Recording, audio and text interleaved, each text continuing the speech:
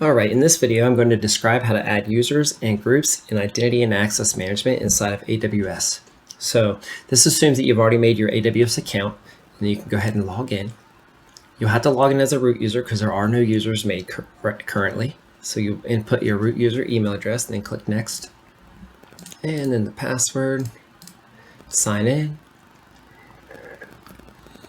And we'll go ahead and go straight to IAM. So we'll type it in here at the top. Perfect. All right, on the left-hand side, let's click users. And then we're going to click add user in the top right. And my username is just going to be a simple John. I'll give myself access to the console. I'm going to create this user with a custom password. All right, and users must create a new password at next sign-on. I'm going to deselect this box because I know my password. But if I were making this password for another user, I would leave that box on there, and then I would send the username and password that I created for them to them. And then when they sign in, they would be prompted for a password change that only they would know. Go ahead and click next. All right, so we don't have any groups now, so go ahead and click create group on the right-hand side. And we're going to name this group admins, and we're going to give them full admin access. We'll scroll down here and then click create user group. It's created. We'll go ahead and select it for this user. Click next. And here's where you can give tags. So for instance, I'll just put department tag and then lab.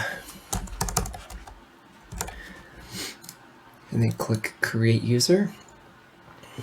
And here's where I can email the sign-in instructions to this user if it was not me, or I can download the CSV file to drop on a secure share drive for the user. But in this case, since that's me, I already know my information, so I'll just click return to users list, and it'll prompt me that if I go beyond this screen, I won't be able to retrieve the password that I gave it. Just continue. All right. So here's the user. You can see the group that I'm in. I've never signed in, no MFA, and the password age is still thinking. So we'll just go ahead to dashboard in the top left. And on the right-hand side at the top, you'll see where I have my root account. If you go ahead and click down on that, you'll see the account ID number. That's the prefix for the URL to access the sign-in page for this specific user. But it's impractical to remember that many numbers. So you can create an account alias right here. So we'll just call this J. Allen Cyber. Save the changes, and then it updates this sign-on URL.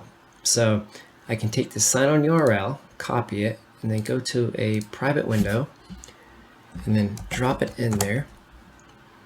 And it'll autofill the account for me. I just have to put in my user ID, which is John, and then the password I gave it.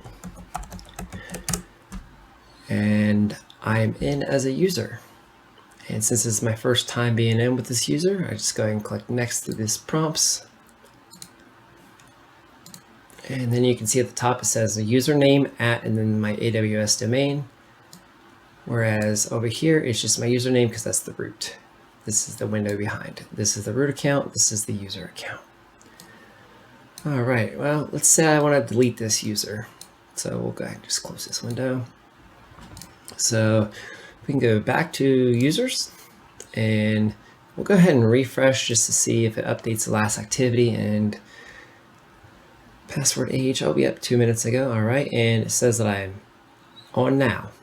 All right, so we'll go ahead and just select this user and then click delete in the top right. And just to make sure that you don't delete someone accidentally, you have to type in the username here and then click delete, and the deed is done. It is deleted.